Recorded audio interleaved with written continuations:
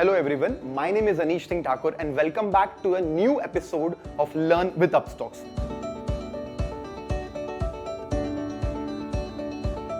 Risk management एक ऐसा word, एक ऐसा टॉपिक जो मैक्सिमम लोगों को या तो नहीं मालूम है और जिन्हें मालूम है उन्हें उन लोगों को इस वर्ड से थोड़ा सा पेन एसोसिएटेड है। ऐसा क्यों? क्योंकि हर कोई उनको ताने देता है, यार तू रिस्क मैनेजमेंट फॉलो नहीं करता ना, इसलिए तेरा लॉस होता है, तुझे रिस्क मैनेजमेंट नहीं मालूम, और इस तरीके की बातें होती हैं।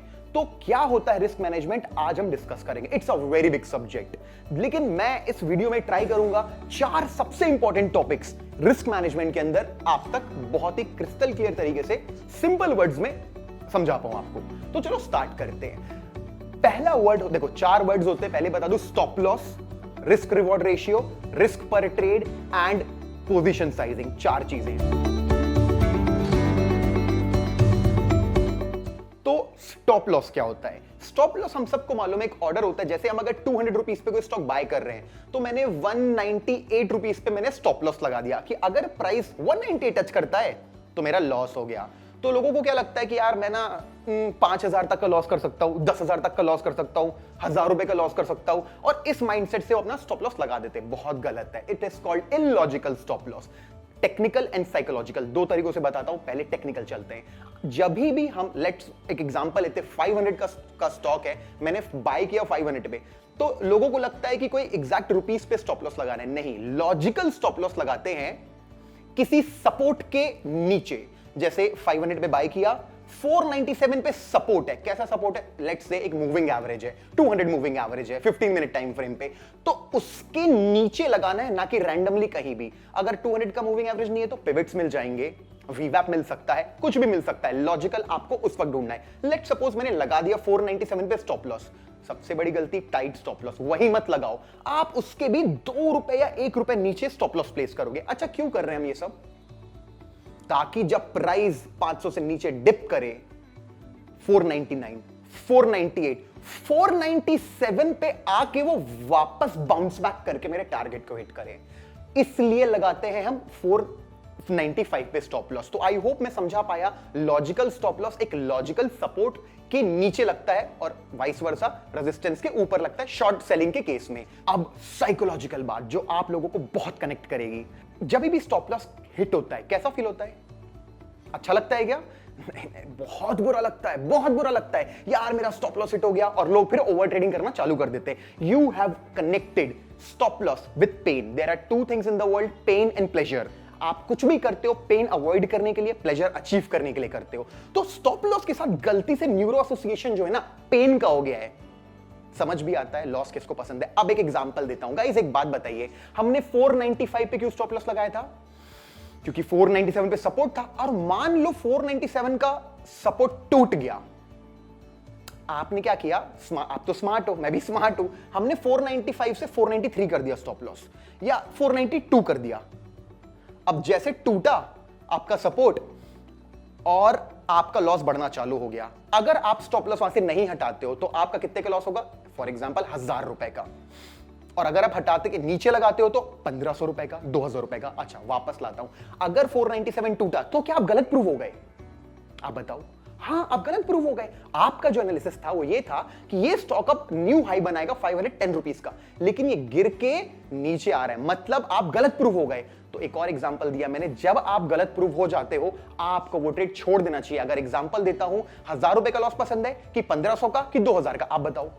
डेफिनेटली आप बोलोगे 1,000 रुपए का लॉस अच्छा है ना सर। तो एक बात बताइए, 1,000 आज के बाद आपको ऐसे सोचना है कि 1,000 का लॉस मेरे लिए अच्छा है, पेन कनेक्ट नहीं करना है, क्योंकि अगर मैं इसे एक्सेप्ट नहीं करूंगा तो 1,500 का या 2,000 का लॉस होगा। अगर आप इस तरीके से अपनी साइकोलॉजी को शिफ्ट करते हो तो you will connect stop loss with pleasure rather than pain. Now the second thing is called risk reward ratio, RRR, कुछ लोग R2R कहते हैं। ये क्या होता है यार? एक सिंपल मैथमेटिकल कैलकुलेशन है। अगर 500 का स्टॉक है, मेरा 495 पे स्टॉप लॉस लगा है, तो 5 रुपए का स्टॉप लॉस है, तो स्टैंडर्ड वाइज मुझे टारगेट लेना चाहिए 510 रुपीज का। मतलब कि लॉस हुआ तो 5,000 का, प्रॉफिट हुआ तो 10,000 का। इसको बोलते हैं रिस्क रिवॉर्ड रेशियो। कितने का स्टॉप लॉस है? 5 रुपए का। टारगेट कितना है? 10 रुपए का। डिवाइड कर दो 1:2 हो गया। तो ये होता है एक standard definition risk to reward ratio का। अगर आपकी ट्रेडिंग आप कर रहे हो और रिस्क रिवॉर्ड रेशियो आपने मेंटेन नहीं किया, फॉर एग्जांपल मेरा स्टॉप लॉस है 495 का और टारगेट है 503 रुपीस का, मतलब मैं कमाऊंगा तो 3000 और गवाऊंगा तो 5000, गलत हो गया ना। तो अगर ऐसे ट्रेड आप करते हो जिसमें कि रिस्क रिवॉर्ड मैच नहीं हो रहा है, तो आप कुछ भी करें आप लॉस में ही रहेंगे। इसीलिए बहुत इंपॉर्टेंट कंपोनेंट होता है रिस्क मैनेजमेंट का कि हाँ स्टॉप लॉस लगा दिया, आरआरआर क्या है, फेवरेबल है, गो अहेड। फिर तीसरे चौथे की बात करेंगे, बट सेकंड स्टेज होता है रिस्क मैनेजमेंट का, रिस्क रिवॉर्ड रेशियो मेंटेन करने का। जब भी रिस्क रिवॉर्ड रेशियो 1:1.5 का होता है तो आप वो ट्रेड ले सकते हो, लेकिन अगर रिस्क रिवॉर्ड रेशियो आपका कम है 1:1.5 से, तो आप लॉन्ग टर्म में प्रॉफिटेबल नहीं हो पाओगे। फॉर एग्जाम्पल मैंने समझाया, टारगेट 507.5, स्टॉप लॉस 495, 1:1.5 मेंटेन्ड है। And guys some of the times अगर आप रिस्क रिवॉर्ड देखते हो तो कभी कभी 1:3, 1:4 भी अचीव होता है। एंड ये तो हो गई इंट्राडे ट्रेडिंग की बात। स्विंग ट्रेडिंग में मेरे हिसाब से आपका मिनिमम रिस्क रिवॉर्ड रेशियो 1:3 के ऊपर होना चाहिए, 1:4, 1:5, then only it makes sense to take a swing trade. तो I highly recommend everyone do not take trades जिनका रिस्क रिवॉर्ड रेशियो 1:1.5 से नीचे हो। मतलब अगर हमने 500 पे बाय किया है, 495 मेरा स्टॉप लॉस है 5 रुपए का, तो एटलीस्ट 7.5 रुपीस का टारगेट होना चाहिए। तो इसको बोलेंगे 1:1.5। और अगर उसके नीचे के ट्रेड्स मिल रहे हैं जैसे 1:1 बोलने का मतलब है 495 का स्टॉप लॉस, 505 का टारगेट, हाँ लुक्स लाइक फेवरेबल है, बट नहीं, लॉन्ग टर्म में आपको लॉस हो सकता है क्योंकि एक विन रेट भी आपको मेंटेन करना पड़ता है। इसीलिए सजेस्टेड है 1:1.5 के नीचे का अगर आपको ट्रेड मिलता है, you should avoid that trade definitely. And this was all for intraday trading. Now for swing traders, you should always try to maintain your risk reward ratio minimum 1:3. अगर 5 रुपए का स्टॉप लॉस है तो 15 rupees का target, 20 का target, 25, तो swing trading में बिल्कुल पॉसिबल होता है, बिकॉज उसको हम टाइम देते हैं ग्रो करने के लिए। इंट्राडे ट्रेडिंग में आप जबरदस्ती बोलेंगे नहीं मेरे को 1:2 चाहिए, 1:2.5 चाहिए, तो हो सकता है मार्केट रिवर्स कर जाए। इसलिए intraday traders 1:1.5 and swing 1:3+।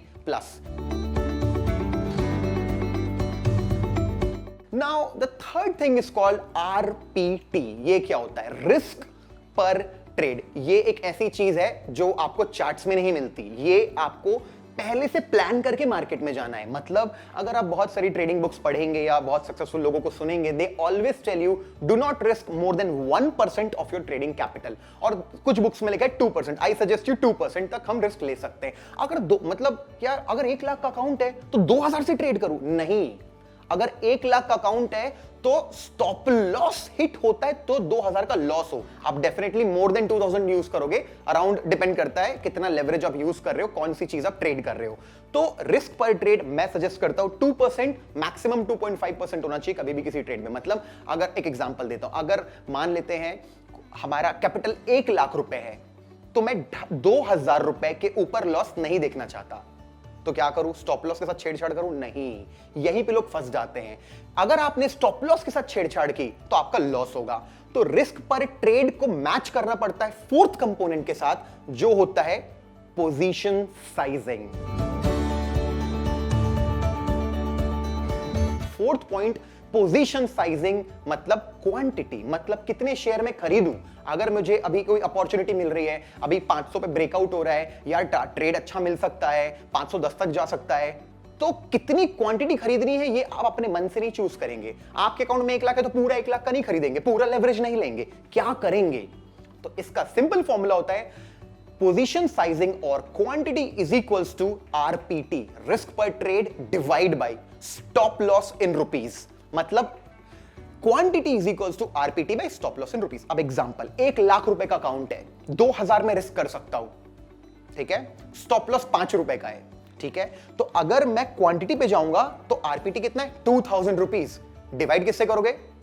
5 rupees से। तो 2000 को जब हम डिवाइड करेंगे 5 रुपीज जो आपका स्टॉप लॉस है, तो क्या आएगा नंबर? 400। क्या है 400? 400 नंबर ऑफ शेयर्स है जो आप मैक्सिमम ले सकते हो।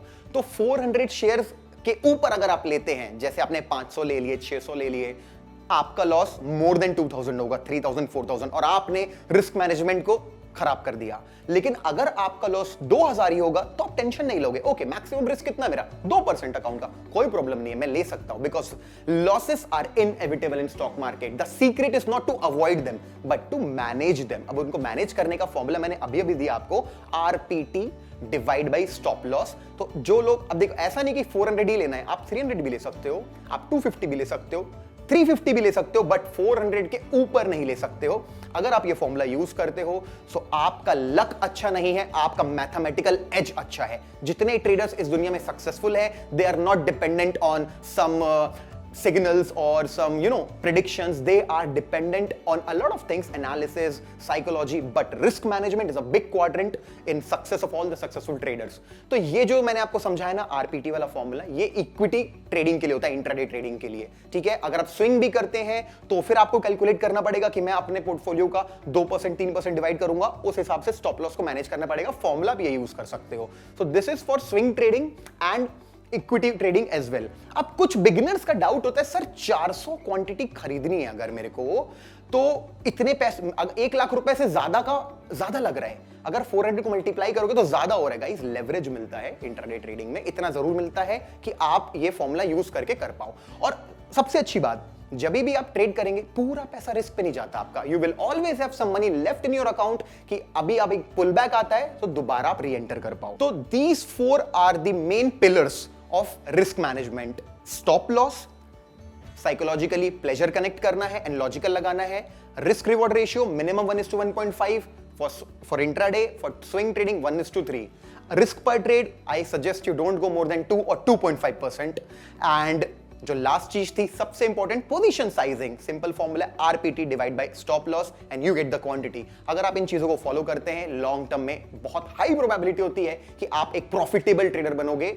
सो आई होप आपको इस वीडियो से कुछ ऐसा डेटा मिला होगा जो आप अप्लाई कर सकते हो। This is not just theory, this is a practical approach to trading and I hope आप इसको अपनी ट्रेडिंग में अप्लाई करोगे। तो अगर आपको रिस्क मैनेजमेंट का वीडियो पसंद आया तो डू लाइक द वीडियो। आपके लाइक्स देखने से मुझे मालूम चलता है, इस चैनल को मालूम चलता है कि आप लोगों को किस तरह का कंटेंट पसंद आता है। And definitely you can share this with your friends जिन लोगों को इस बारे में कोई इंफॉर्मेशन नहीं है। I want you to comment your views, feedback, suggestions and also जब इसको अप्लाई करेंगे तो क्या हुआ आपके साथ। And you should subscribe the Upstocks channel अगर अभी तक नहीं किया है तो, क्योंकि ऐसे वीडियोस आते रहेंगे। और साथ में अगर बेल आइकन दबा दोगे नोटिफिकेशन वाली तो you will get instant updates जब भी कोई नया वीडियो लॉन्च होगा। So thank you so much guys and I'll see you soon in the next video.